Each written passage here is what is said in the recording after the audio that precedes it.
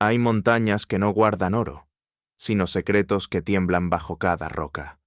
Esta es una de esas historias donde el silencio pesa más que las palabras, y un mapa puede guiarte al abismo. Antes de comenzar, cuéntame desde dónde estás escuchando esta historia. ¿Y qué hora es allí? Escríbelo en los comentarios. Prepárate, porque la historia está a punto de empezar. Aquel jueves gris de enero se hallaba envuelto en una persistente llovizna que golpeaba con parsimonia los cristales de nuestra morada en Baker Street. El fuego crepitaba en la chimenea con diligencia regular, y Holmes, inclinado sobre un tomo encuadernado en cuero, se hallaba en su elemento natural, el silencio. Yo, por mi parte, me debatía entre las páginas de un tratado médico sobre nervios periféricos cuando un sonido, apagado pero determinado, quebró la monotonía de la tarde. Fue un golpeteo seco y firme, no el titubeo del pobre ni la fanfarria del audaz. Era el sonido de un hombre decidido, pero tenso. La puerta se abrió al instante, como si la atmósfera misma hubiese invitado al desconocido a entrar. Mrs. Hudson, tras anunciar escuetamente que un caballero requería la atención del señor Holmes, se hizo a un lado, y un hombre de estatura media, rostro pálido y abrigo empapado, cruzó el umbral. Lo que atrajo mi atención de inmediato no fue su aspecto, sino el objeto que portaba cuidadosamente bajo el brazo, un paquete envuelto en lino deshilachado, atado con un cordel que había sido anudado con una precisión casi obsesiva. El lino presentaba manchas de humedad añeja, como si no hubiese sido expuesto al sol desde hacía años. El caballero apenas pronunció su nombre antes de extender el paquete hacia Holmes con manos tensas, como si deseara deshacerse de él cuanto antes.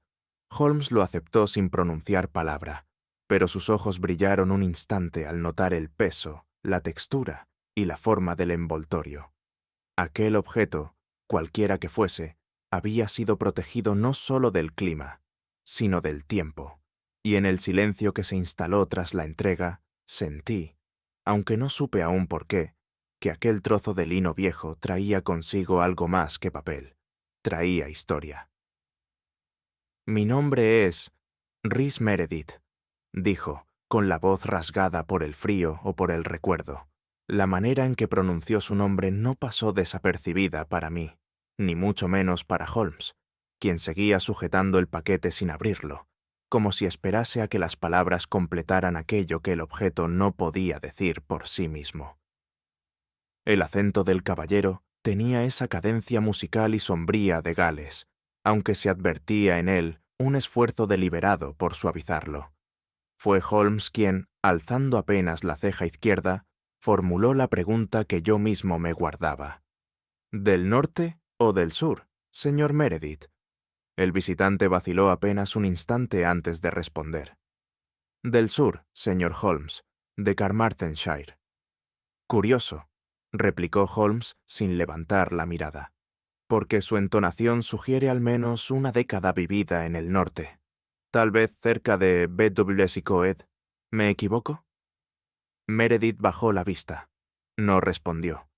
Holmes, satisfecho, soltó una suave exhalación y procedió, con aquella lentitud calculada que le era tan propia, a retirar el cordel y desplegar el lino con una delicadeza casi ceremonial.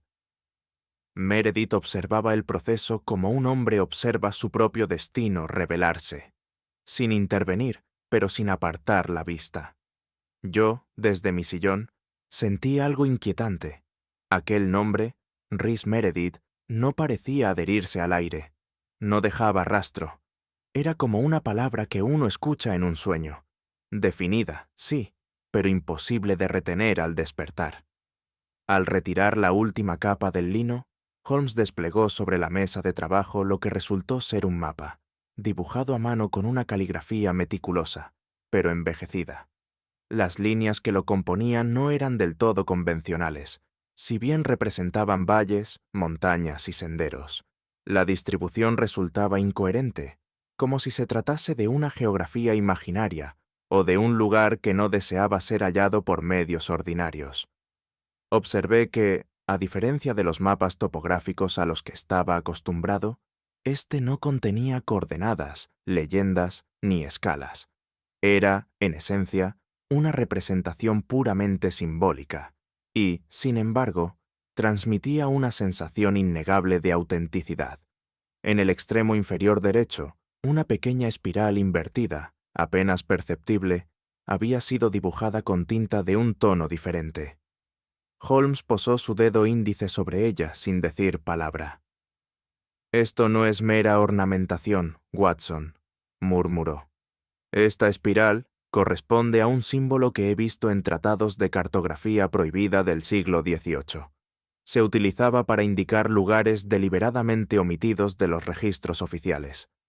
Rhys Meredith no dijo nada. Su mirada oscilaba entre el rostro de Holmes y el mapa, como si esperara, o temiera, una sentencia. «¿De dónde ha obtenido usted este documento?», inquirió Holmes sin levantar la voz. «Era de mi tío», respondió el hombre con cautela. «Ellis Price, un cartógrafo. Desapareció hace 20 años en las montañas de Gales». Holmes guardó silencio por un momento. Luego, como quien ha confirmado una sospecha, se reclinó ligeramente en su silla y cruzó las manos sobre el regazo. «Interesante. Un mapa que no guía a ningún lugar, y un nombre que no se sostiene del todo. Me temo, señor Meredith, que su visita ha abierto más caminos de los que pretendía cerrar». Mientras el visitante desgranaba una vaga historia sobre herencias truncadas y legados cartográficos supuestamente extraviados, Holmes, con su acostumbrada indiferencia hacia los adornos verbales, concentraba toda su atención en el documento que tenía frente a sí.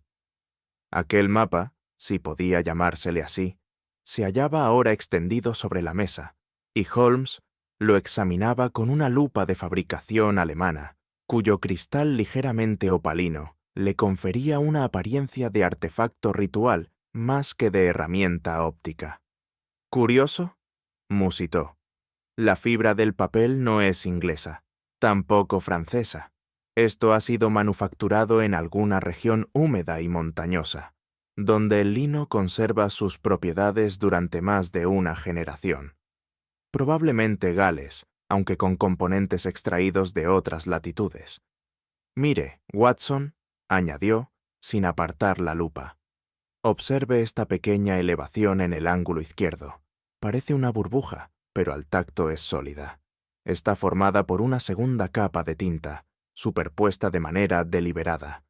Me incliné para observar, y en efecto, la textura allí era más densa, casi granulada».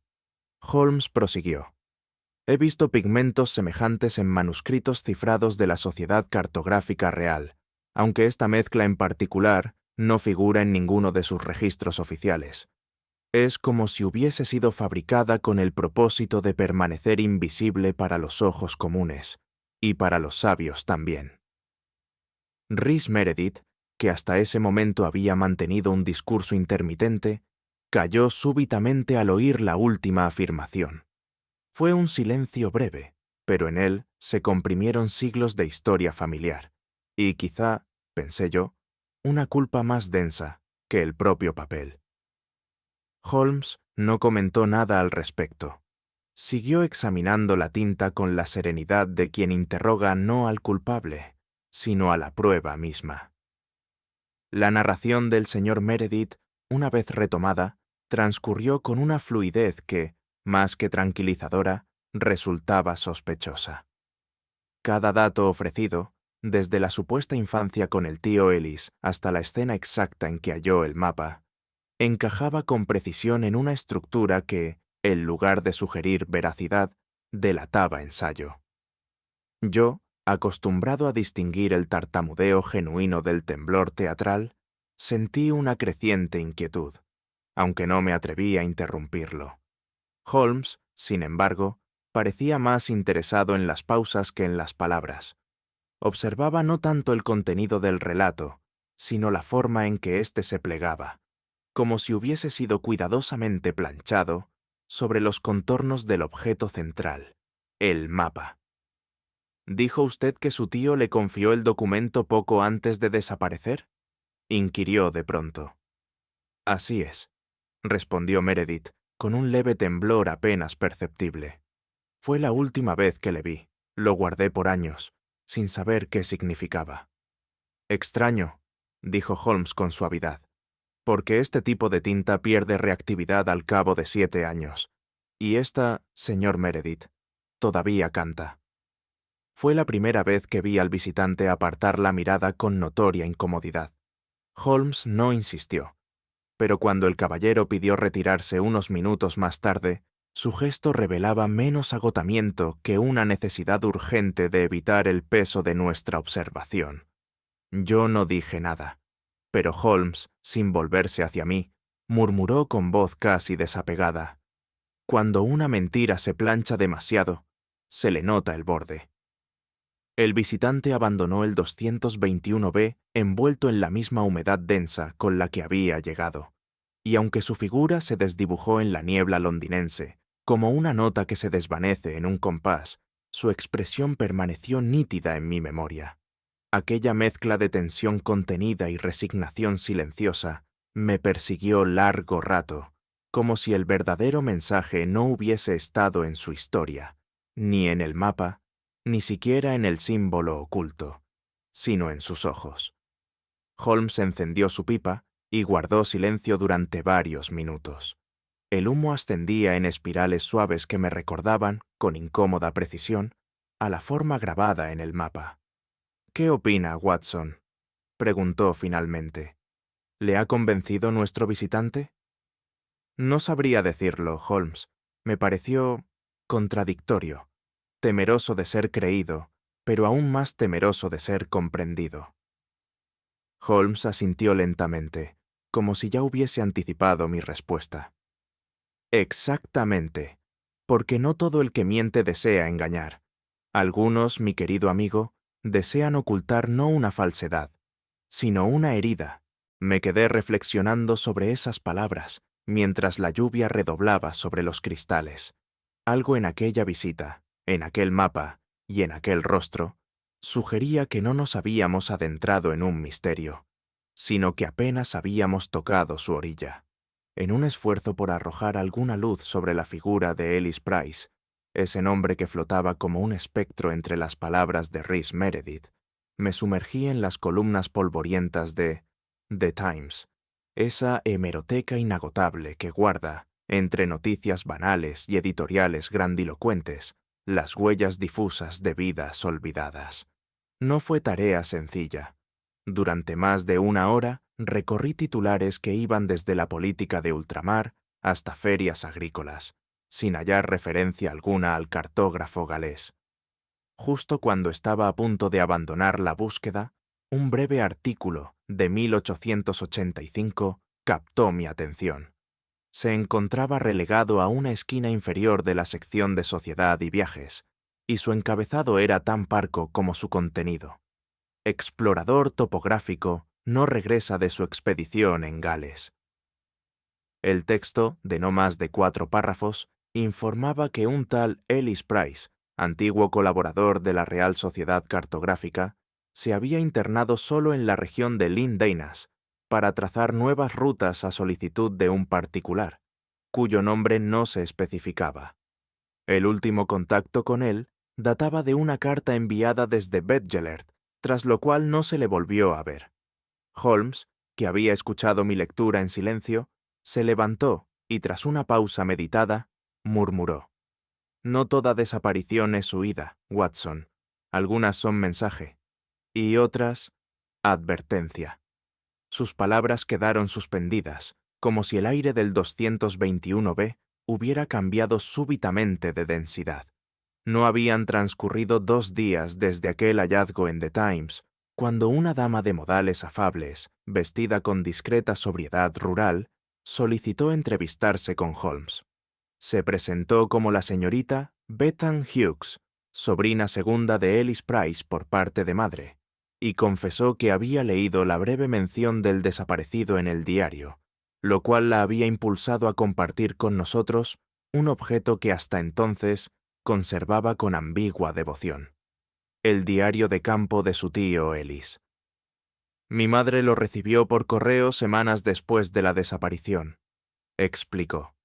El sobre estaba manchado, sin remite, y el matasellos ilegible por la humedad. Jamás supimos si fue enviado por él, o si alguien más deseaba que lo tuviéramos.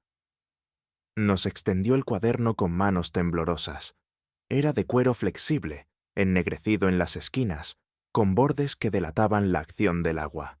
Al abrirlo, un tenue aroma a musgo y tinta antigua emergió como un aliento postergado. Holmes lo tomó con reverencia. Las primeras páginas estaban repletas de anotaciones técnicas, croquis de elevaciones y notas en galés, que si bien no comprendía del todo, parecían descripciones orográficas. Sin embargo, fue en la página 47 donde el pulso se detuvo. Allí, la escritura se tornaba errática, interrumpida por una mancha parda que recordaba a óxido o savia. La frase terminaba abruptamente. Si alguna vez dejo de escribir, es porque la montaña ha... El resto quedaba en blanco. Holmes cerró el cuaderno lentamente, como si temiera que una conclusión prematura pudiera profanar algo sagrado. ¿Ve usted, Watson? A veces lo que no se dice revela más que lo dicho. Y este hombre no cayó por voluntad propia. En el silencio que siguió a la lectura del diario, Holmes examinó la escritura con su lupa, deteniéndose en cada rasgo como un paleógrafo ante un manuscrito milenario. Su atención no se centraba únicamente en las palabras, sino en la fuerza del trazo, el ritmo de la línea y las irregularidades que suelen escapar al ojo apresurado. A mí, en cambio, me embargaba una sensación de intranquilidad, como si aquel fragmento interrumpido tuviera más poder del que sugería su brevedad. Observe, Watson, dijo finalmente. Esta línea comienza con firmeza y declina abruptamente. El ángulo de inclinación varía justo en la tercera palabra, lo que indica un cambio de posición forzado. Además, hay una ligera elongación en la última curva, como si la pluma hubiese sido arrastrada por una mano insegura. No fue una interrupción casual. ¿Quiere decir que fue interrumpido?, pregunté, sintiendo cómo la atmósfera se tensaba. Eso o se detuvo por temor, respondió Holmes, y ambos escenarios son igual de perturbadores. Nadie abandona una frase así sin un motivo urgente. Colocó el cuaderno sobre la mesa y lo miró como si aquel objeto ocultara aún alguna réplica. El horror no siempre grita, Watson. A veces susurra, y en tinta. Me pareció entonces que no solo analizábamos un documento, sino que asistíamos a la postrera confesión de un hombre que no temía perderse, sino ser encontrado. Los márgenes del diario, hasta entonces ignorados por su aparente inutilidad, revelaron de pronto un detalle que, a ojos de Holmes, resultó más elocuente que la frase inconclusa. Escritas a lápiz y con grafía mucho más débil, se hallaban las siguientes palabras, casi borradas por la humedad. Camino que camina, en niebla se esconde, y no regresa quien burle su nombre. Esto no es un poema, dijo Holmes en voz baja. Es una advertencia. Consultó un compendio de folclore británico que guardaba entre sus volúmenes menos accesibles. Allí, en un apartado dedicado a las regiones montañosas de Gales, halló una referencia inquietante. La leyenda del camino errante de Llyn Dinas, una vereda que, según la tradición oral, desaparecía al ser profanada y no permitía el regreso de quien la recorriera con propósito avieso. ¿Cree usted que Ellis Price conocía esta leyenda?, pregunté. Más que conocerla, dijo Holmes, creo que la temía, y que intentó cifrar en estos márgenes su comprensión de un peligro que no era enteramente geográfico. Permanecimos un largo rato en silencio, contemplando las líneas desvaídas del diario. ¿Cree usted en semejantes historias, Holmes?, me atreví a preguntar al fin. Él me miró con gravedad, pero sin burla. No se trata de creer, Watson. Se trata de comprender que algunas leyendas existen no porque sean ciertas, sino porque alguien necesitaba desesperadamente que lo fueran. Y en ese momento comprendí que nuestro viaje no sería únicamente hacia las montañas de Gales, sino hacia el corazón invisible de un miedo que aún no tenía nombre. No fue tarea sencilla localizar a la madre del señor Rhys Meredith. Se hallaba recluida en una finca modesta a las afueras de Aberaeron, bajo el cuidado de una criada galés parlante y sumida en esa neblina suave que suele envolver a los ancianos, cuya memoria navega entre lo real y lo temido. Sin embargo, su hijo accedió a conducirnos hasta allí, movido, al parecer, por el deseo de que Holmes se hiciera una impresión completa del legado familiar. La señora Meredith, a pesar de su fragilidad corporal, conservaba unos ojos de sorprendente lucidez. Nos recibió en un pequeño salón adornado con retratos en sepia, y al pronunciar el nombre de Ellis Price, sus manos, que hasta entonces descansaban quietas sobre una manta de lana, se crisparon con una sacudida apenas perceptible. «Mi hermano», dijo tras un largo silencio. Hablaba en voz baja desde el día en que volvió de aquella expedición a las montañas, no como si temiera al mundo, sino como si no quisiera que algo lo escuchara. Nos narró, entre lágrimas y desvaríos intermitentes, que en sus últimos años, Ellis Price había comenzado a escribir por la noche y a esconder sus mapas en lugares insólitos. El doble fondo de un cajón, una caja de tabaco vacía, el reverso de una cortina. Temía, según sus propias palabras, que lo siguiera un rostro que conocía sin haberlo visto jamás. Al final de la conversación, cuando ya Holmes se disponía a despedirse, la anciana musitó. Él decía que las montañas no quieren ser escritas, porque tienen memoria, y una memoria herida es peligrosa, señor Holmes. Fue durante una tarde inusualmente serena en Baker Street, mientras compartíamos con Rhys Meredith una taza de té, gesto que Holmes rara vez toleraba, salvo en ocasiones estratégicamente útiles, que percibí una sutileza reveladora. Conversábamos sobre topografía, herencias y vínculos familiares, cuando observé que el visitante evitaba sistemáticamente referirse a Ellis Price como su tío. En su lugar, utilizaba fórmulas ambiguas como «el hombre que me dejó el mapa» o «el cartógrafo que me precede». Aunque a simple oído no sonaban discordantes, la reiteración me pareció más que un descuido. Era un reflejo.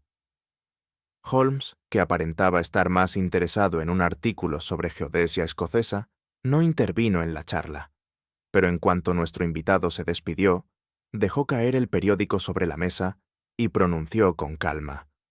«Lo ha notado también, ¿verdad?» «Sí, y no fue casual. Cuando un hombre oculta un parentesco, Watson, suele deberse a una vergüenza o a una deuda de sangre. En este caso, sospecho que es ambas cosas. No quise inquirir más, pero sentí que una sombra nueva se había posado sobre nuestra investigación, una que no procedía de la montaña, sino del corazón humano». Esa misma noche, mientras la lluvia londinense golpeaba suavemente los cristales y el reloj de péndulo marcaba la medianoche con un lamento contenido, Holmes permanecía en su sillón, inmóvil como una figura de ébano, contemplando el fuego sin decir palabra.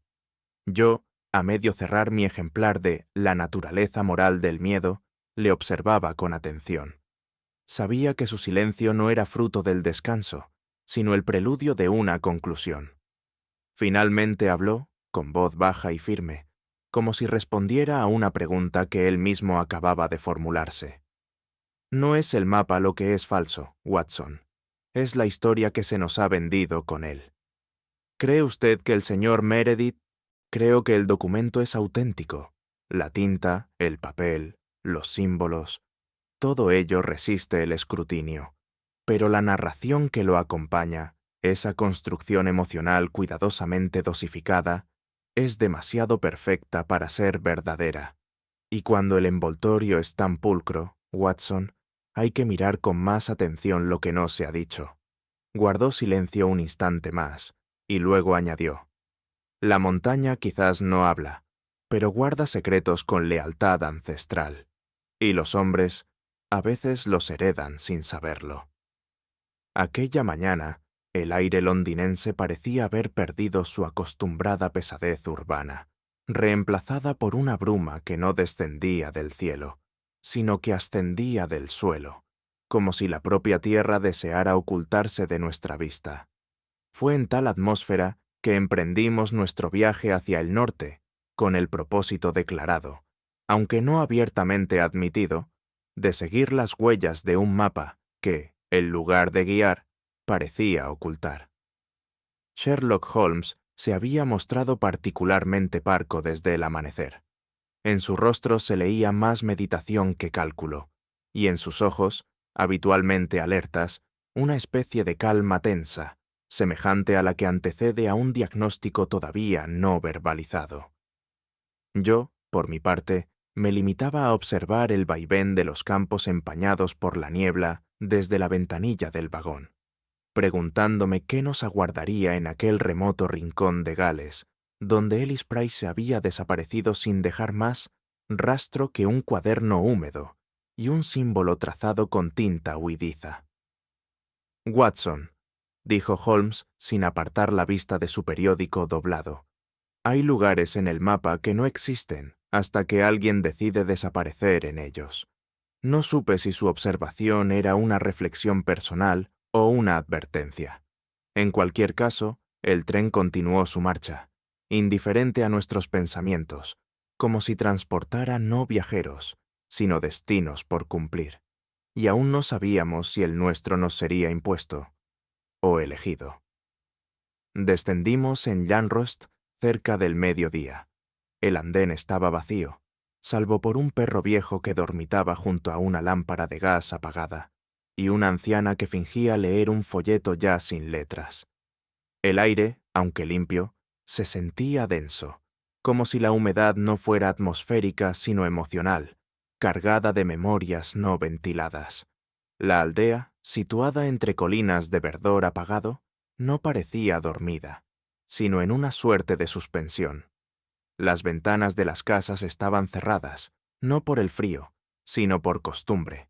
Las cortinas caían pesadamente y ninguna campana rompía el silencio. Aquello no era el bullicio rural ni el retiro bucólico, era una forma de espera ancestral. Cada casa parecía contener más de lo que mostraba, y cada sendero comenzaba con promesas que no deseaban ser cumplidas. Holmes caminaba con las manos entrelazadas a la espalda, examinando con interés casi zoológico cada elemento arquitectónico y natural.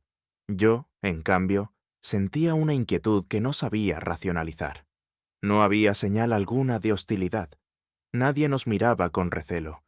Y sin embargo, algo en el ambiente sugería una vigilancia sin rostro.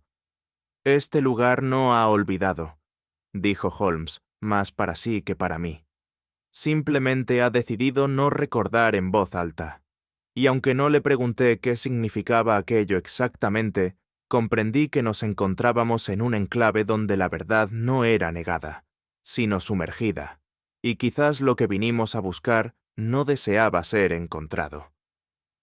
Nos dirigimos a la única posada abierta en el pueblo, un edificio de piedra ennegrecida por siglos de lluvia, cuya estructura parecía haber sido erigida no por arquitectura, sino por hábito.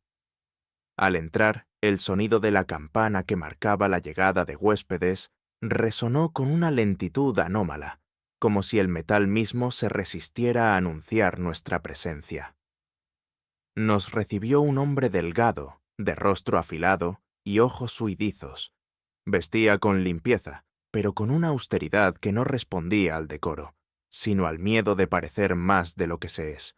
Sus manos, detalló Holmes en un susurro apenas audible, se movían con una frecuencia que no obedecía a ninguna tarea. Temblaban ligeramente incluso al estar quietas. «¿Puedo ayudarles?», preguntó el hombre, con una cortesía que sonaba prestada.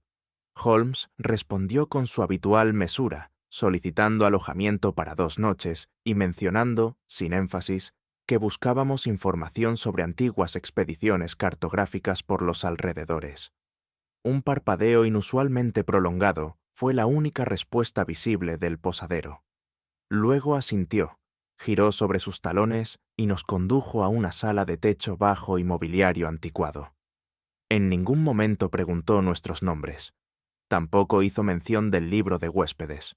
Holmes no comentó nada de inmediato, pero al sentarse junto al hogar apagado, pronunció con frialdad británica: «Nos ha reconocido, pero no como individuos, sino como ecos de algo que ya ha temido antes». Y mientras el posadero se alejaba, su silueta revelaba una verdad más rotunda que sus palabras. No temía nuestra presencia, sino lo que traíamos con nosotros. Una vez instalados, Holmes solicitó al posadero, con una cortesía desarmante, examinar el registro de huéspedes. El hombre dudó por un instante apenas perceptible y trajo el volumen con una resignación mecánica. Era un libro voluminoso, de tapas ásperas y encuadernado en cuero, que ya había cedido a los años. Holmes lo abrió con parsimonia, hojeando las páginas con dedos que, aunque ágiles, no ocultaban una intención inquisitiva. Detuvo su inspección al llegar a una sección intermedia donde la numeración saltaba de la página 123 a la 128. Las hojas correspondientes habían sido arrancadas con una precisión que delataba urgencia y deliberación. No se trataba de una omisión casual ni de un deterioro natural. Los bordes desgarrados conservaban aún fibras recientes, como si el acto hubiese ocurrido no hacía mucho. «Interesante», murmuró Holmes. «Cuando alguien borra un nombre, lo que deja atrás es una firma más ruidosa que el trazo original». El posadero, al notar nuestra observación, fingió no comprender. Su silencio fue más revelador que cualquier palabra. Holmes cerró el libro sin más comentario y me miró brevemente. En sus ojos leí la certeza de que no éramos los primeros visitantes que llegaban tras los pasos de Ellis Price, solo los únicos a los que aún no habían silenciado. Esa noche, mientras el posadero fingía limpiar las lámparas de gas y Holmes aparentaba leer un ejemplar del Cambrian News, yo me dediqué a recorrer con la mirada el pequeño salón de la posada, como si una voz interior, quizá la del hábito, me dictara que el misterio no se hallaba en lo visible, sino en lo sutilmente desviado. Fue entonces cuando noté una irregularidad minúscula, pero extraña. Una de las sillas del salón, de respaldo curvado y patas de nogal, se hallaba apenas desalineada respecto a su posición habitual. Era una diferencia de centímetros, pero en un lugar donde todo parecía cuidadosamente fijado al hábito, esa alteración bastaba para sugerir una intervención no doméstica. Al acercarme con disimulo, vi en el suelo un rastro seco, semejante a un lodo endurecido. Su color pálido y textura polvorienta lo diferenciaban claramente del barro rojizo que había observado en los alrededores del pueblo. «Holmes», dije, señalando con discreción la evidencia. Mi amigo se incorporó, examinó la mancha y murmuró: «Este sedimento no proviene del valle. Es propio de zonas calizas de altitud. Alguien ha descendido hoy desde las cumbres y se sentó aquí a esperar, no a descansar». El posadero, que observaba desde el umbral, palideció ligeramente. Holmes no lo miró, pero su voz fue tan nítida como una sentencia. Cuando una silla se mueve sin motivo, rara vez lo hace sola, y su observación quedó suspendida, como si esperara ser completada por algo que aún no deseaba revelarse. El salón común de la posada, por su modestia y simetría, parecía concebido para no ser recordado. Cada mesa, cada silla, cada alfombra, tenía el aire de haber estado allí desde siempre, como parte de una escenografía perpetua. Fue precisamente esa monotonía lo que hizo destacar un detalle que habría escapado al ojo menos entrenado.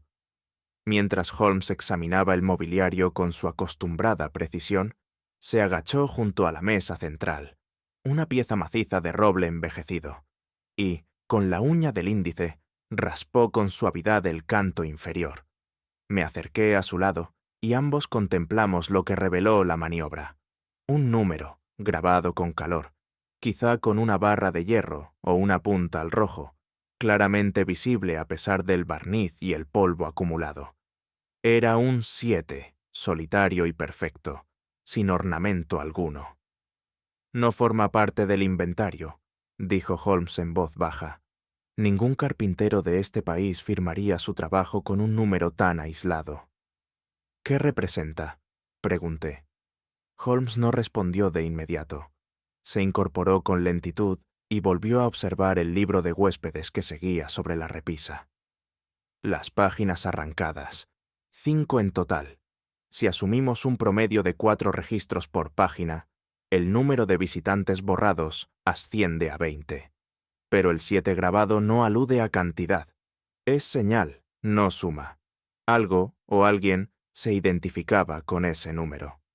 ¿Alguna connotación simbólica? Holmes asintió. En ciertas logias clandestinas, el 7 señala el iniciado que ha cometido traición. También en antiguos mapas templarios, era marca de coordenada invertida. No lo que está, sino lo que falta. El posadero no había regresado al salón. Holmes, sin levantar la voz, dejó una frase en el aire.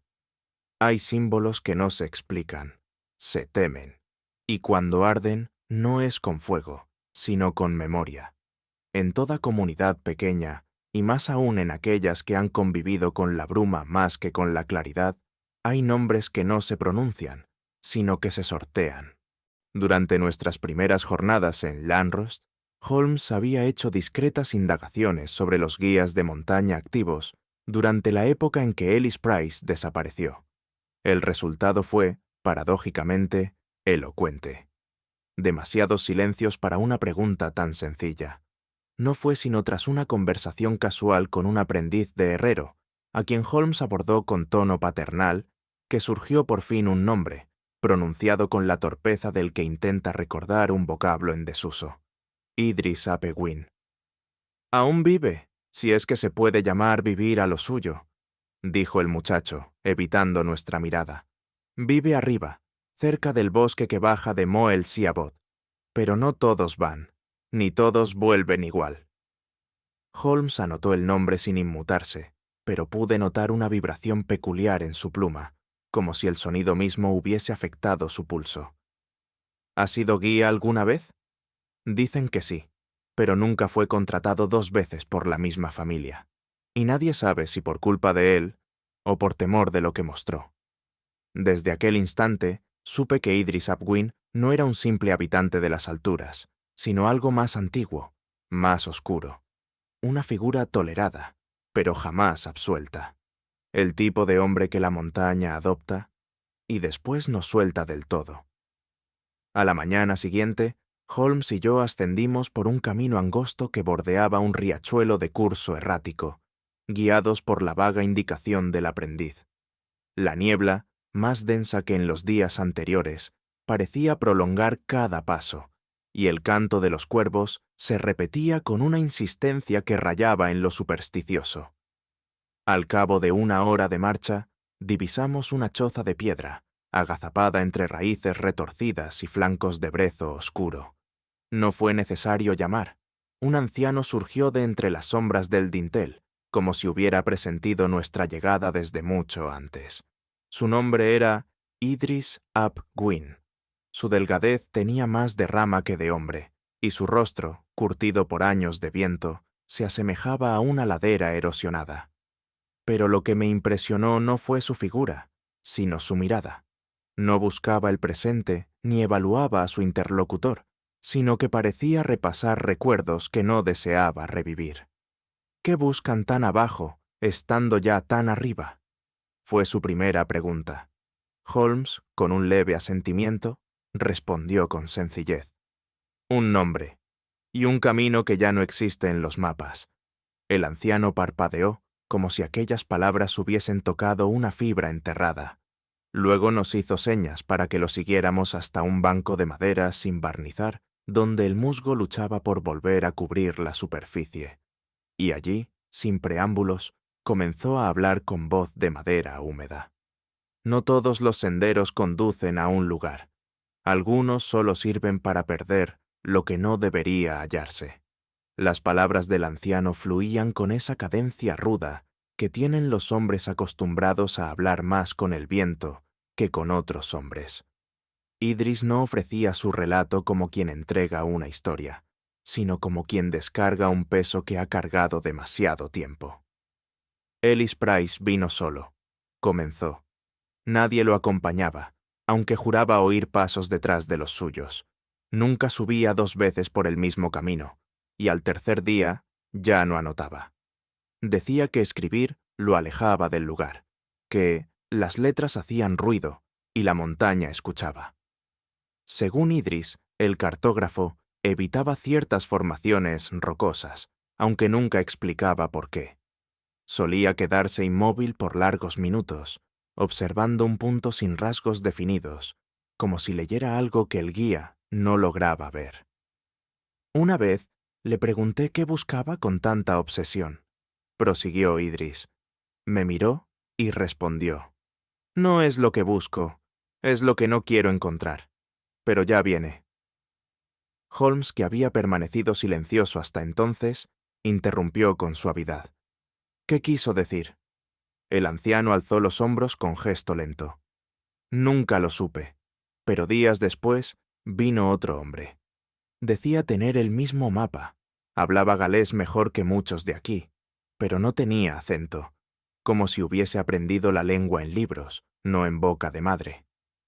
«¿Y su nombre?», pregunté. No lo dio, pero Ellis lo miró como si reconociera un espejo, uno que no quería ver. Holmes bajó la vista, meditando. «Eso explicaría mucho, Watson. A veces, lo que el eco nos devuelve no es una repetición, es una advertencia». Y comprendí, sin necesidad de más explicaciones, que ese segundo visitante no era quien decía ser. Ni siquiera era un visitante. Era una presencia ya conocida, quizá por sangre o por culpa. Sin oponerse a nuestra petición ni prometer explicación alguna, Idris nos condujo montaña arriba, bordeando hondonadas donde la niebla parecía habitar por derecho ancestral. Sus pasos eran seguros, pero no apurados, como si cada roca reconociera su presencia. Fue tras una curva inesperada, donde un grupo de pinos negros se alzaba como centinelas ciegos, que se detuvo, alzó la mano sin mirarnos y señaló una formación rocosa apenas perceptible tras un espeso manto de brezo y líquenes. «Ahí empieza», dijo, «pero solo si no se busca». No entendí la paradoja, y fue Holmes quien dio un paso al frente, cerrando los ojos durante un instante antes de avanzar. En efecto, ante nosotros se abría un sendero que hasta entonces parecía parte indistinta del terreno. La bruma, en lugar de obstruirlo, lo delineaba. Era como si la montaña, tras examinar al visitante, decidiera permitirle pasar o no. «Curiosa ilusión óptica», comenté. Holmes negó suavemente con la cabeza. «No es ilusión, Watson, es voluntad mineral. Este sendero no responde al ojo, sino al estado interior del que lo transita. Aquí no basta con ver, hay que merecer el paso». Avanzamos conscientes de que pisábamos un lugar que no figuraba en ningún registro oficial y que probablemente no deseaba figurar en ninguno. Y sin embargo, lo que nos aguardaba más allá de aquel umbral no era el peligro físico, sino una forma más sofisticada de extravío, el de la verdad mal contada. Al llegar a un claro donde las piedras se acumulaban en formas irregulares, Holmes pidió una pausa. El sol, apenas insinuado entre los pliegues de la niebla, se derramaba tímidamente sobre una roca lisa que por su disposición y textura parecía dispuesta para recibir algo más que musgo. Holmes, sin mediar palabra, extrajo de su morral el mapa que había originado todo este viaje y lo desplegó sobre la piedra, cuidando de que quedara tenso y orientado al sur. «La tinta reacciona al calor, pero no al artificial», me explicó. «Debe ser tibieza orgánica, no llama». La montaña imprimió su secreto en un lenguaje que exige paciencia. Observamos cómo, muy lentamente, las líneas comenzaban a cambiar. Donde antes solo había senderos ambiguos, ahora surgían curvas, y entre ellas un símbolo. Era una figura circular, pero incompleta, bordeada de trazos en espiral que recordaban a un ojo entrecerrado. «Esto no es una ruta», murmuró Holmes. «Es una vigilancia. ¿Insinúa que el mapa fue diseñado como trampa?»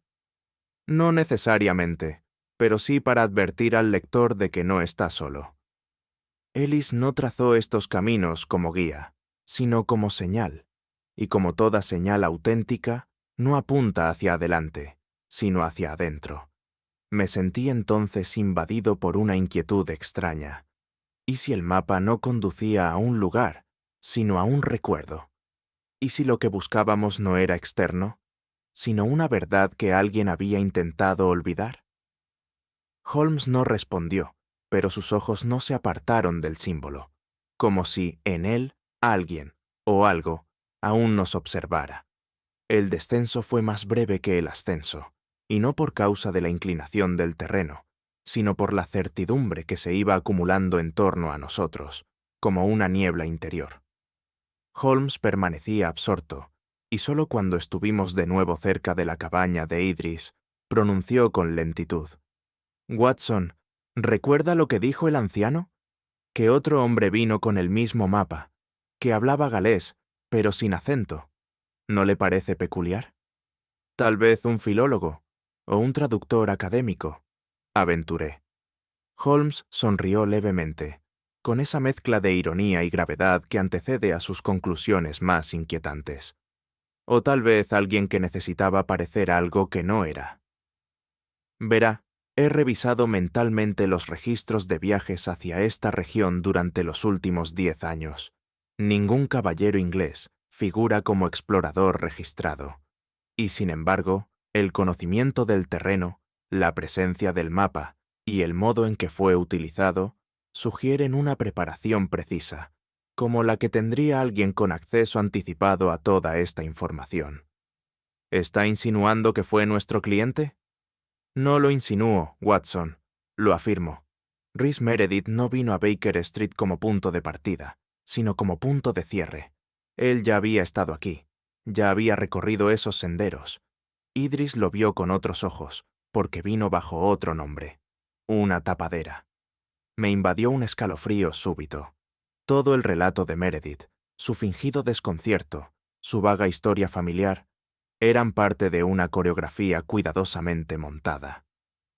«¿Y por qué regresar entonces?», pregunté. Holmes se detuvo y me miró con una expresión difícil de definir. «Porque hay verdades que, aunque uno desee enterrarlas, regresan, y cuando lo hacen, reclaman ser vistas no como culpables, sino como herederas de una deuda antigua. Y su silencio posterior no fue una pausa, sino una advertencia. El mapa no mentía, pero el hombre sí. La tarde descendió sobre las cumbres con una solemnidad implacable. Las nubes, antes suspendidas como un telón difuso sobre los riscos, se desbordaban ahora en filamentos pesados de lluvia que azotaban la posada como si el cielo, exasperado por el silencio de los hombres, decidiera hablar por sí mismo. Aquella tormenta no traía consigo únicamente agua, traía la expectativa de un desenlace largamente pospuesto. Holmes había solicitado, con su habitual mesura, una última conversación con el señor Rhys Meredith, quien había regresado la víspera bajo el pretexto de recoger unos objetos personales dejados atrás. Ignoraba, al menos en apariencia, que Holmes le había citado no por cortesía, sino por necesidad lógica. «Hoy hablaremos no como huéspedes, sino como custodios de una verdad», me dijo Holmes mientras observaba la ventana tras la cual la montaña se disolvía en sombras líquidas. «Hay momentos en que el tiempo deja de ser una medida y se convierte en un testigo. Y este, Watson, es uno de ellos. El cliente llegó puntualmente, empapado, con el rostro enmarcado por gotas que no solo descendían del cielo, sino quizá también de su frente. Fue recibido con una sobriedad que no ocultaba tensión. La habitación, pequeña y cargada de humedad, se transformó en tribunal, y el cielo, impasible, indolente, no fue espectador neutral, sino parte de la acusación que se avecinaba. Rhys Meredith tomó asiento sin solicitar permiso, como si la formalidad hubiera perdido toda función en ese contexto. Holmes, erguido junto a la chimenea apagada, no lo miró de inmediato.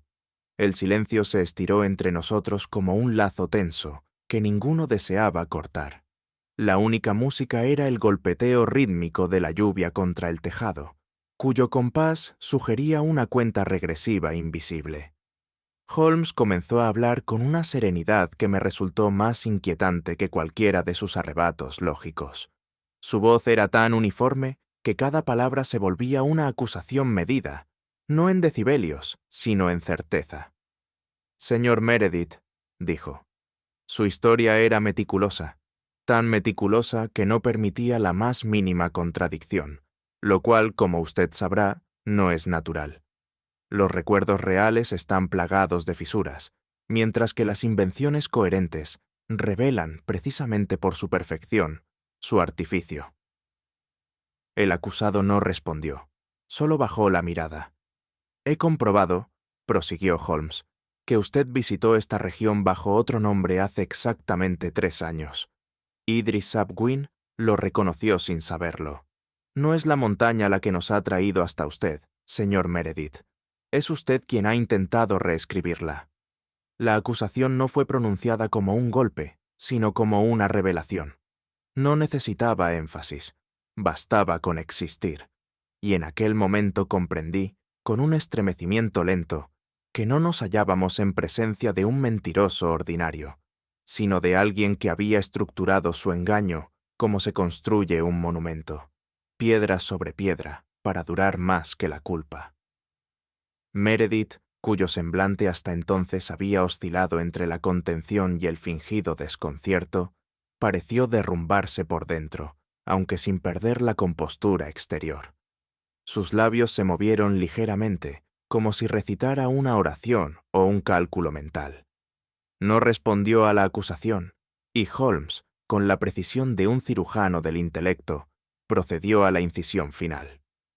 El símbolo en el mapa no marcaba riqueza alguna, no señalaba tesoro ni ruta comercial.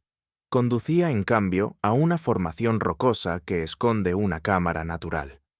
Allí, Watson y yo encontramos un cilindro metálico con documentos sellados con lacre, planos corregidos, informes censurados y correspondencia entre Ellis Price y miembros del Consejo Topográfico de Gales. El rostro de Meredith se contrajo apenas. Holmes prosiguió con voz neutra. Dichos documentos prueban que ciertos mapas oficiales habían sido deliberadamente alterados para encubrir asentamientos en disputa, zonas de extracción mineral no declaradas, e incluso la manipulación de límites fronterizos.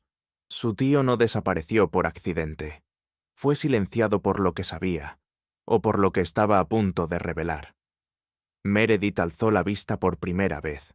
No había en sus ojos desafío, sino un sufrimiento antiguo y sin nombre. «Él lo sabía todo», susurró. «Y yo solo quería que se llevara la culpa con él». La confesión no fue una admisión jurídica, sino una herida abierta. El mapa, pensé entonces, no había sido nunca una invitación al hallazgo, sino una advertencia. No brillaba con promesas de oro, sino con la luz fosforescente de lo no dicho, de lo que se quiso sepultar, pero que, como las raíces de las montañas, siempre vuelve a emerger. Holmes asintió en silencio, porque lo que habíamos descubierto no era un crimen, era un legado roto. El rostro de Rhys Meredith, hasta entonces rígido como el de un retrato ejecutado con exceso de pulcritud, se desfiguró súbitamente en una expresión que no correspondía ni a la vergüenza ni al miedo. Era algo más hondo. Sus labios temblaron. Su barbilla pareció vencerse hacia su propio pecho, y por un instante, el hombre que había sostenido una impostura con tenacidad de mármol se convirtió en un muchacho devastado por un recuerdo sin forma. «No vine por justicia», susurró. «Vine porque él no me quiso». Aquellas palabras, emitidas con una fragilidad apenas humana, me hicieron dudar si aún hablaba con el mismo individuo al que Holmes había acusado momentos antes. La máscara había caído no con violencia, sino como caen las hojas secas, por agotamiento. «Él era mi padre», prosiguió. «Ellis ap Rees, sí, solo que para el mundo era Price, y para mí, nadie. Nunca reconoció a mi madre. Nunca escribió una línea. Murió con el silencio como testamento. Sus ojos se alzaron, no hacia Holmes, sino hacia mí, como si buscara un confesor menos severo. ¿Y ahora quieren honrarlo? ¿Celebrar su legado? Él, que negó el mío. El mapa, la caverna, no son otra cosa que las cenizas de una mentira bien cartografiada». Holmes escuchaba con los párpados entornados, en esa actitud suya que no era indiferencia, sino cálculo suspendido. Yo, en cambio, sentí una punzada en la boca del estómago. No era una excusa, pero tampoco era únicamente una confesión. Aquella revelación, inesperada por su textura emocional, nos situaba ante una verdad más compleja que cualquier tesoro escondido. La verdad del resentimiento acumulado, del linaje negado, de la paternidad que, cuando no se nombra, se convierte en sombra, y después en venganza. Aquel hombre, porque ya no me era posible llamarlo solo cliente, se desmoronó con una dignidad rota. Sus manos, temblorosas, buscaron en sus bolsillos y extrajeron una hoja de papel arrugada. La depositó sobre la mesa sin decir palabra. Holmes la tomó con delicadeza. Era una carta, fechada más de una década atrás, escrita con la letra angulosa que ya habíamos reconocido en los documentos hallados en la caverna. No era una carta dirigida a un hijo, sino a un asunto que debe resolverse con prontitud y discreción, refiriéndose, en lenguaje glacial, a una mujer de nombre Rhiannon y al niño, que, según Ellis, no podrá jamás formar parte de la línea que llevo como deber sobre mis hombros. «Yo no quería oro», dijo Meredith casi con rabia. «Quería que nadie lo recordara, que su nombre se perdiera entre riscos y niebla, como se pierde un eco cuando el viento sopla en contra. Fue entonces cuando comprendí que su crimen no había sido impulsado por codicia, sino por la desesperación de alguien que, habiendo sido negado toda su vida, pretendía negar a su vez el recuerdo de quien le negó». Holmes, aún sin hablar, colocó la carta de nuevo sobre la mesa, con la misma parsimonia con que un médico abandona el estetoscopio tras certificar lo inevitable. Una herencia hecha de papel, sí, pero también de silencio, de ausencia, y de una tristeza que, al no haber sido compartida en su tiempo, buscaba ahora arrastrar consigo toda memoria. Durante años he sido testigo del temple inquebrantable de Sherlock Holmes frente a las emociones ajenas. Ni el llanto de una viuda ni la desesperación de un inocente lo sacaban de su eje analítico. Sin embargo, aquella tarde, algo en su rostro se transformó. No fue una lágrima. Holmes jamás concedería tal concesión al sentimentalismo, pero hubo una inflexión en la línea de su mirada, un descenso casi imperceptible de la cabeza, como si en aquel momento el peso de la verdad, no del caso, sino de la vida, lo hubiese tocado levemente. «La sangre», dijo en voz baja, «no necesita certificado para clamar su herencia». Me sorprendió esa frase, cargada de una melancolía extraña en labios tan acostumbrados a la lógica. No era una conclusión, sino un lamento disfrazado de axioma. Durante unos minutos no se intercambiaron más palabras. El cliente contemplaba el suelo con la mirada vacía. Holmes, el mapa, y yo, ambos. Hay verdades que, por no haberse dicho a tiempo, no pueden ya ser curadas, solo reconocidas.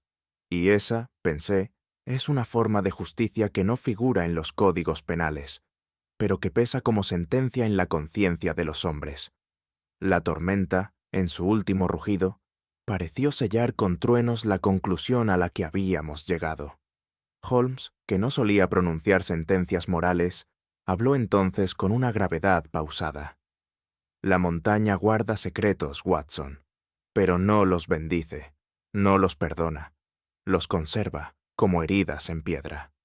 Me miró sin sonrisa, sin triunfo, sin el usual brillo de haber resuelto un enigma. Lo que había sido revelado no exigía celebración, sino silencio. No hay crimen más trágico que intentar borrar la verdad con el silencio, añadió, porque ese acto no destruye lo ocurrido, solo lo condena a repetirse bajo otras máscaras. Aquella noche no redacté ninguna nota, dormí poco, y comprendí, con amargura, que no todos los mapas conducen a hallazgos. Algunos, simplemente, nos obligan a mirar lo que ha sido enterrado, no por olvido, sino por voluntad, y en esa voluntad, inconfesable, se gesta el crimen más profundo. Mientras escalábamos la ladera septentrional del Lindinas, el viento parecía haber hecho un pacto con la tierra para no interrumpirnos. El silencio era de tal densidad que no cabía el eco, y cada crujido de nuestras botas sobre la grava húmeda tenía algo de profanación. Holmes avanzaba con determinación, la mirada fija en una serie de salientes, descritos vagamente en el mapa revelado días antes. No era, a ojos profanos, un destino visible. Apenas una arruga más en la piel del macizo. Pero para mi compañero, aquel pliegue poseía una elocuencia que escapaba a toda duda. «Observe, Watson», dijo deteniéndose.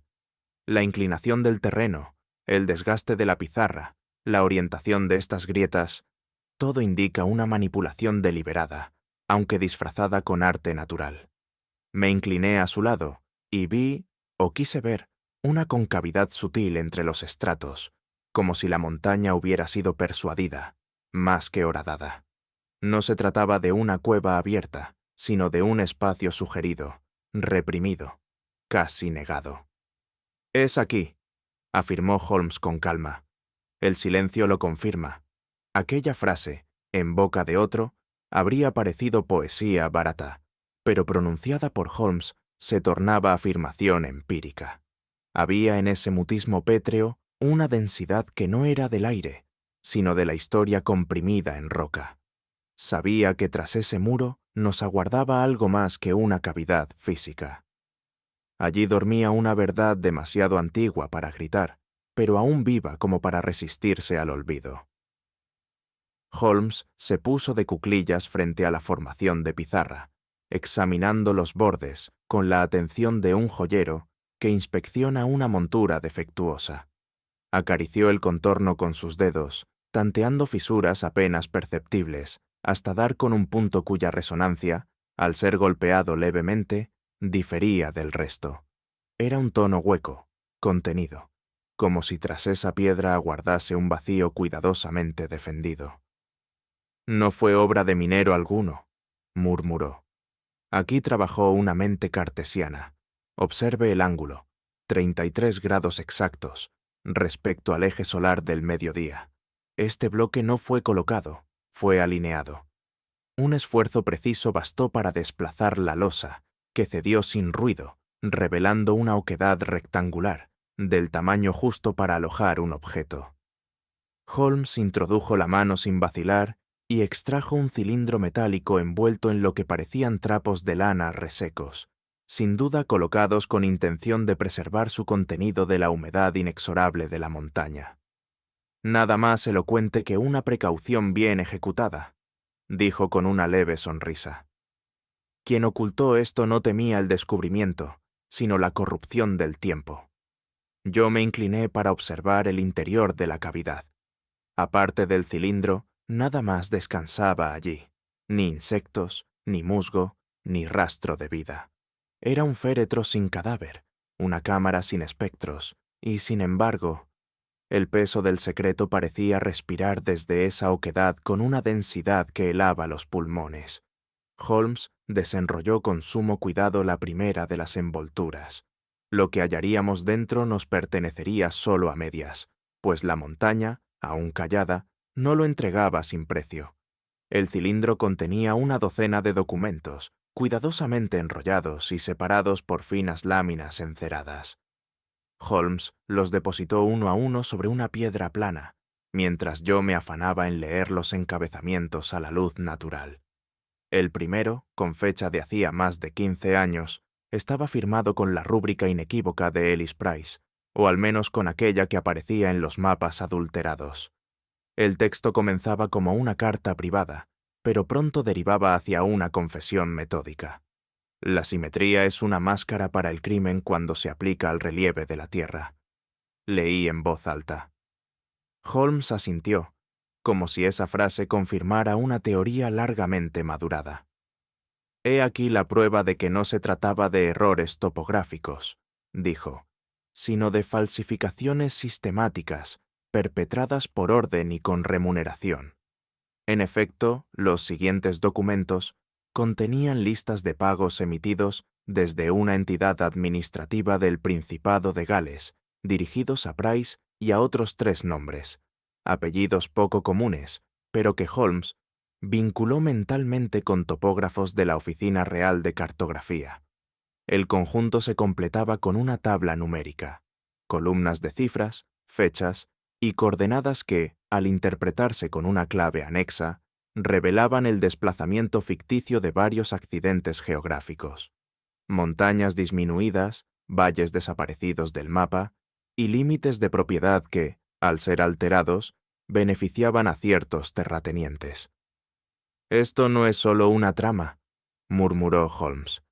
«Es una amputación del territorio, un crimen que se perpetúa en cada mapa escolar. Y sin embargo, aquello no era aún lo más inquietante. El cliente, que nos había seguido en silencio hasta el borde de la entrada, se adelantó como quien reconoce un altar de vergüenza. Cuando Holmes le mostró el cilindro, bajó la cabeza sin emitir sonido alguno, pero al ver los papeles desplegados, dio un paso en falso, y su pie resbaló sobre una losa mal asentada. El sonido fue tenue, un crujido breve, seco, y luego, como si la montaña hubiese retenido durante años un grito contenido, la estructura rocosa vibró con violencia. Holmes me empujó hacia atrás con reflejo instintivo, y solo entonces comprendí la magnitud de lo que ocurría. Un alud repentino, no de nieve sino de piedra y polvo seco, se precipitó desde lo alto, colapsando la entrada de la cavidad. El cliente desapareció de nuestra vista bajo una nube terrosa, y el estruendo reverberó en las paredes cercanas como si una garganta mineral hubiese estallado en cólera. «Watson», gritó Holmes, «ayúdeme». Nos lanzamos al punto del colapso. La montaña, en su brutalidad, parecía haber elegido el momento con una precisión que desafiaba lo casual.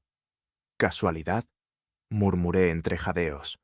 Holmes, con la mandíbula apretada, respondió sin mirarme. «No, sino causalidad no humana. Advertencia. A cada piedra que retirábamos, más evidente se hacía que la montaña no se dejaba violentar sin consecuencias. Y sin embargo, sabíamos que dentro de aquella trampa natural aún latía un hombre, y, con él, la historia misma del delito silenciado.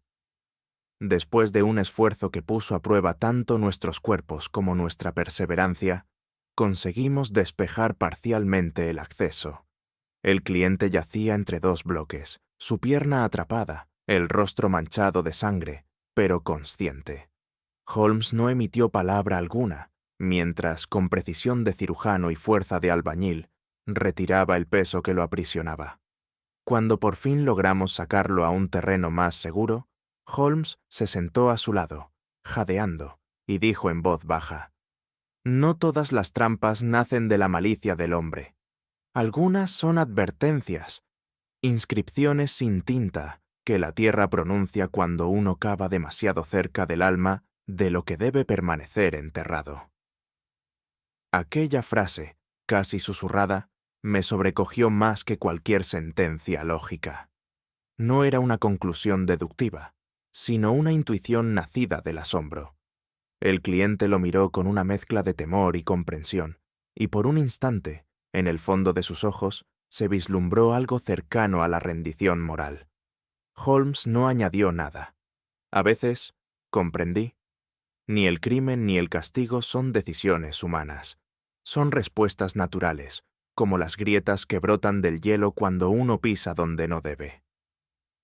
La lluvia, que hasta entonces había contenido su amenaza, comenzó a caer con una cadencia firme, como si el cielo dictara su veredicto tras escuchar los hechos sin interrumpir. Nos encontrábamos al borde del desfiladero, con la montaña a nuestras espaldas y los documentos protegidos bajo mi abrigo. Holmes se mantuvo en pie, los brazos cruzados, la mirada extraviada en el horizonte donde la niebla se unía al agua, borrando toda línea divisoria entre cielo y tierra. «La montaña ha hablado», dije, sin ironía. Él asintió, lentamente. «Y no por ira, Watson, sino por advertencia. No todo lo oculto debe ser revelado. Algunas verdades, al exponerse, despiertan antiguas fuerzas que no se someten a la moral humana». Permanecimos allí unos instantes más, empapados, sin palabras. El cliente, recostado sobre una manta improvisada, cerraba los ojos. No dormía ni desmayaba. Meditaba, quizás, sobre el precio que acababa de pagar. Yo, por mi parte, sentí que habíamos alcanzado una frontera distinta a la de cualquier nación. Una frontera marcada no por líneas ni monumentos, sino por el juicio mineral de una tierra que, habiendo sido violada en su memoria, exigía un acto de expiación sin jueces ni leyes. El traqueteo rítmico del tren sobre los raíles húmedos producía una música sorda, repetitiva, casi hipnótica, que acompañaba sin interrumpir el flujo de mis pensamientos. A través de la ventanilla, el paisaje de Gales se deslizaba como una sucesión de acuarelas borrosas, prados encharcados, setos vencidos por la lluvia y colinas que parecían haberse envuelto en sí mismas tras el clamor de la montaña. Nada en la superficie revelaba la agitación reciente, como si la tierra tuviera el don de recuperar su impasibilidad con una rapidez que a los hombres les está vedada. Holmes dormitaba con la cabeza levemente inclinada hacia un lado, el rostro relajado, casi sereno. Era raro verlo así, desprovisto de su tensión habitual, y no supe si ese descanso era consecuencia del agotamiento físico o del peso emocional de lo que habíamos desenterrado. Yo, en cambio, no podía cerrar los ojos. Los documentos, aún húmedos pese a nuestras precauciones, estaban cuidadosamente guardados en mi maletín, pero sus palabras seguían resonando en mi memoria con una nitidez dolorosa. El mapa falsificado, los pagos ocultos, la descendencia negada, todo ello formaba un rompecabezas que ya no buscaba solución, sino redención. Y sin embargo, más allá de los hechos, me asaltaban interrogantes de otra índole. ¿Hasta qué punto puede un hombre ser culpable de las mentiras heredadas? ¿Dónde comienza la responsabilidad del hijo cuando el pecado es del padre? Las respuestas, intuí, no estaban en los papeles. Estaban en la mirada del cliente herido, en el silencio de Holmes y en el temblor casi imperceptible de la tierra bajo nuestros pies. Resultaba irónico, pensé, mientras observaba los árboles deslizarse como espectros tras la ventana, que el objeto en el centro de nuestra pesquisa hubiese sido un mapa. Instrumento creado para orientar, para dar forma al espacio y sentido a la trayectoria, había servido en este caso como velo, como trampa, como engaño cuidadosamente urdido. Un mapa, en su esencia, promete verdad. Una verdad medida, calculada, geometrizada. Cada curva de nivel, cada línea de contorno, sugiere una certidumbre. Aquí está lo que ves, y más allá, lo que aún no conoces. Pero el de Ellis Price no fue creado para mostrar, sino para ocultar. No dibujaba el terreno, sino el interés. No revelaba caminos, sino fronteras impuestas. Me pregunté, no sin cierta amargura, ¿cuántas vidas se habrían desviado por aquellas falsificaciones? Un límite desplazado unos metros podría alterar una herencia, provocar una disputa entre hermanos, negar un derecho, dar pie a un despojo. Y todo ello amparado en la autoridad de la cartografía, ciencia que se presume neutral, pero que, en malas manos, puede ser un arma de precisión. Lo que me perturbaba no era solo el mapa físico, sino su resonancia moral. ¿Cuántos hombres, hoy adultos, caminaban por tierras que creían suyas, mientras sus ancestros fueron silenciados con tinta y coordenadas? Holmes lo había comprendido desde el principio. Yo, en cambio, necesitaba ver las consecuencias humanas de la mentira para captar la magnitud de su crimen. El tren viró ligeramente y un cartel en galés cruzó fugazmente la ventanilla.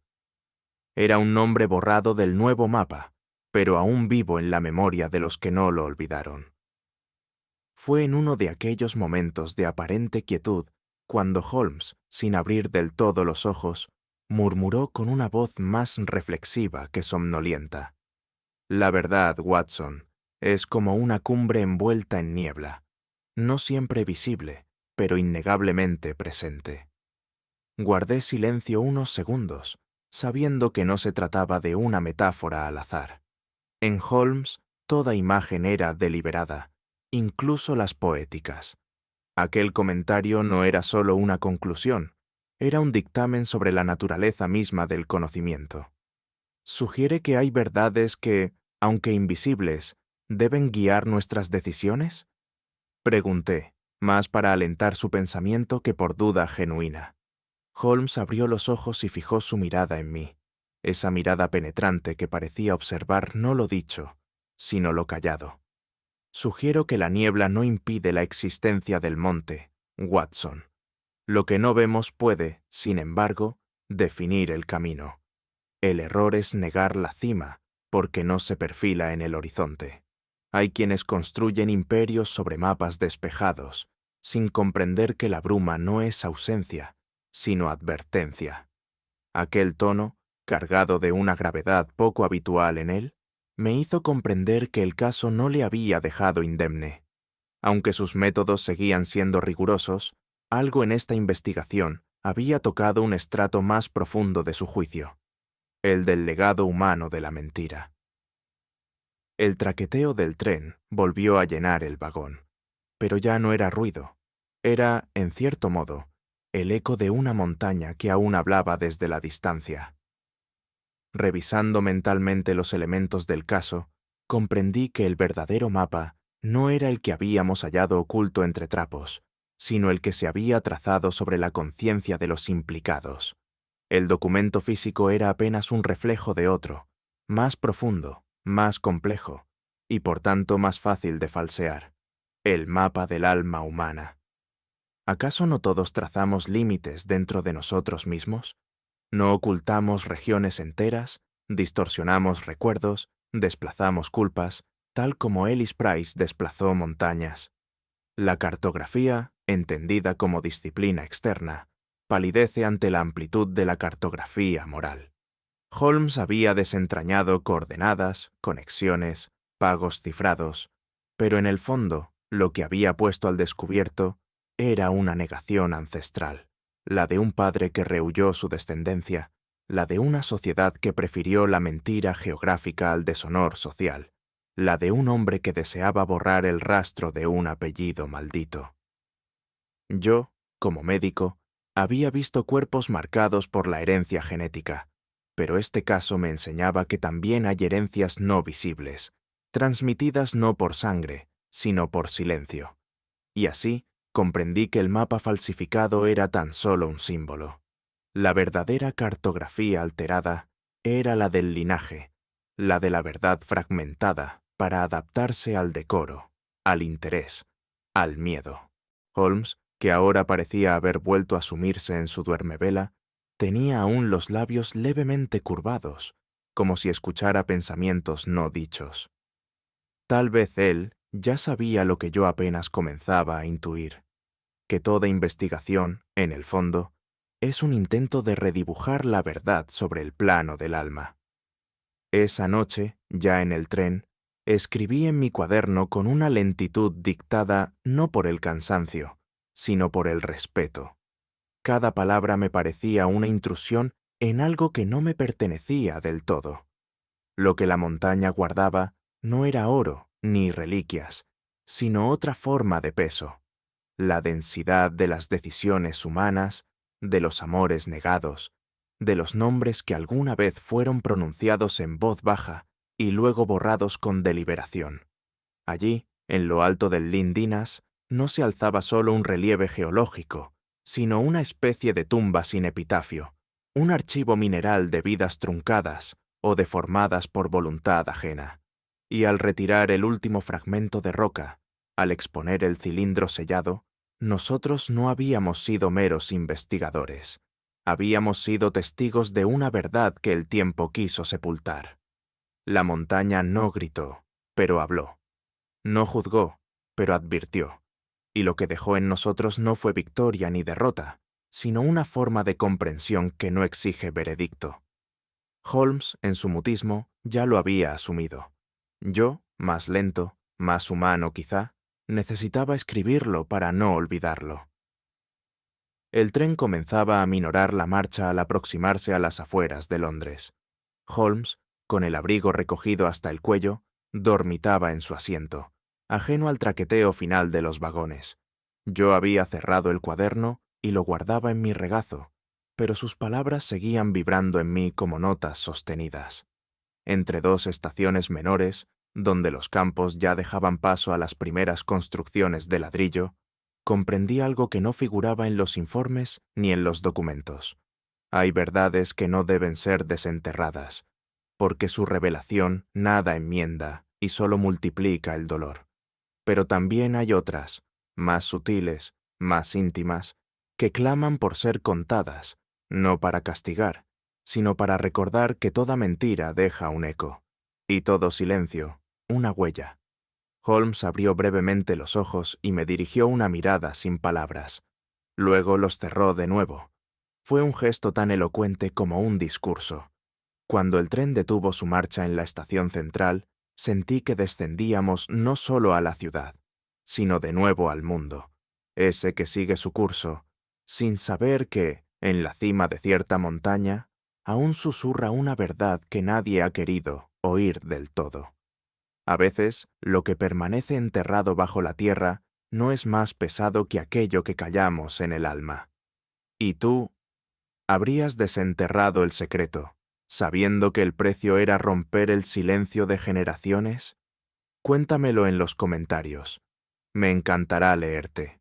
Si esta historia ha resonado contigo, deja tu like, compártela con alguien que aprecie los enigmas y suscríbete para seguir explorando los rincones más oscuros de la verdad.